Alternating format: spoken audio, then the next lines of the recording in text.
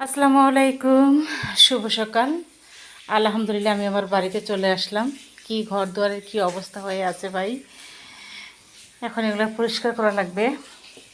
এই যে ব্যালকনিতে যাচ্ছি, ব্যালকনির কি অবস্থা দেখেন। বাড়িতে মানুষ না থাকলে যা হয়, ঝাঁটা হাতে নিয়ে নিয়েছি, পরিষ্কারের কাজ শুরু করে দিছি।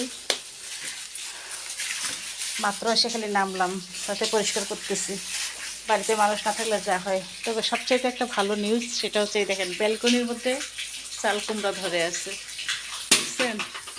এটা আসলে একটা ভাগ্য, মানে রেজেক। এটা এই দিক থেকে কাজটা আসে, এই পাশে ভিতর পাশে হয়েছে জানি কেউ ছিঁড়ে না নিতে পারে, এটা হয়তো আমার জন্য মাশাল্লাহ। তারপরে আরও আছে, ওই যে এই পাশে পায়রা পেড়ে রাখছে